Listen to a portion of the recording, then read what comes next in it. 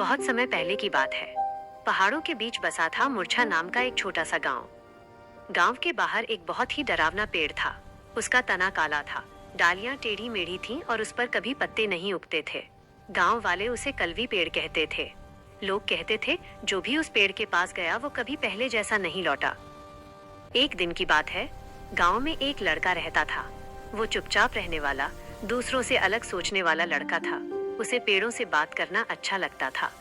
उस रात जब पूरा गांव सो रहा था, उस लड़के ने कुछ अजीब सुना। कोई रो रहा था। वो आवाज कलवी पेड़ की ओर से आ रही थी। डर तो लग रहा था, लेकिन उसका दिल कह रहा था कोई बहुत दुखी है। वो धीरे धीरे कलवी पेड़ के पास पहुंचा। पेड़ की जड़ों के बीच हल्की सी रोशनी चमक रही थी। और तभी उसने एक लड़की को देखा। वो कोई साधारण लड़की नहीं थी।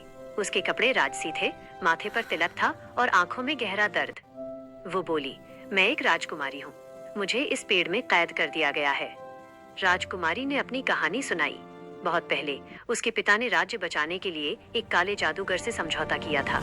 राज्य तो बच गया, लेकिन बदले में राजकुमारी को इस कलवी पेड़ में बांध दिया गया। तभी से वो न पूरी तरह जिंदा थी, न पूरी तरह मरी। राजकुमारी की आंखों से आंसू बहने लगे। वो बोली, हर रात मैं लोगों को देखती हूँ, लेकिन कोई मेरी आवाज नहीं सुनता। लड़के का दिल भर आया। उसने कहा, अगर कोई दर्द से पुकारे तो कोई न कोई जरूर सुनता है।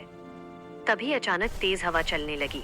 पेड़ हिलने लगा और काले धुएं से वही जादूगर प्रकट हुआ। वो गुस्से में बोला, अगर इसे आजाद किया तो पूरा गांव नष्ट हो जाएगा। लड़का डर गया, लेकिन पीछे नहीं हटा। उसने कहा, जो श्राप लालच से बना हो वो सच्चाई से टूटता है। उसने पेड़ की जड़ को छुआ। तेज रोशनी फैल गई। कलवी पेड़ टूटने लगा। राजकुमारी मुस्कुराई, लेकिन तभी वो रोशनी बनकर लड़के के भीतर समा गई। जादूगर राख बन गया और पेड़ हमेशा के लिए खत्म हो गया। सुबह हुई। गांव वाले हैरान थे। जहां कलवी पेड़ था, वहां अब खाली जमीन थी।